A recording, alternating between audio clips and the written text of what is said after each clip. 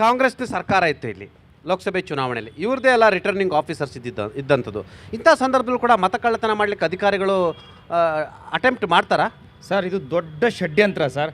ಕಾಂಗ್ರೆಸ್ ಯಾವಾಗಲೂ ಸಹ ಸುಳ್ಳನ್ನು 100 ಬಾರಿ ಹೇಳಿ ನಿಜ ಮಾಡ್ತಕ್ಕಂಥದ್ದು. ನೀವು ಕ್ಲಿಯರಾಗಿ ಹೇಳಿದ್ರಿ, ಅಧಿಕಾರಿಗಳಿದ್ರಲ್ವಾ, ಇವರ BLA ಇಂದ ಹಿಡ್ಕೊಂಡು, ಇವರ ತಾಲೂಕು ತಹಶೀಲ್ದಾರಿಂದ ಹಿಡ್ಕೊಂಡು, DC ಇಂದ ಹಿಡ್ಕೊಂಡು ಇವರೇ ಎಲ್ಲ ಆಫೀಸರ್ಸ್ಗಳಿದ್ದಿದ್ದು.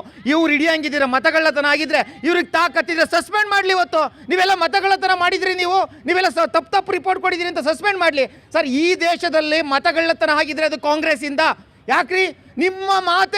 ನಿಮ್ಮ ಮಾತೆ ಇಂದಿರಾ ಗಾಂಧಿಯನ್ನು 1971ರಲ್ಲಿ ಅಲಹಾಬಾದ್ ಕೋರ್ಟ್ ಯಾಕೆ ಡಿಸ್ಮಿಸ್ ಮಾಡ್ತು? ನೀವು ಮಾಡಿರ್ತಕ್ಕಂಥ ಒಂದು ಭ್ರಷ್ಟಾಚಾರದಿಂದ ಕಿತ್ತು ಬಿಸಾಕ್ತು. ಅವತ್ತು ನೀವು ಎಮರ್ಜೆನ್ಸಿ ಏರಿದ್ರಿ. ಇದೇ ರಾಜೀವ್ ಗಾಂಧಿ ಅವ್ರು ತೀರ್ಕೊಂಡಾಗ ಅವರ ಕ್ಷೇತ್ರದಲ್ಲಿ ಮಾತ್ರ ಚುನಾವಣೆಯನ್ನು ಮುಂದಕ್ಕೆ ಹಾಕಬೇಕಾಯಿತು.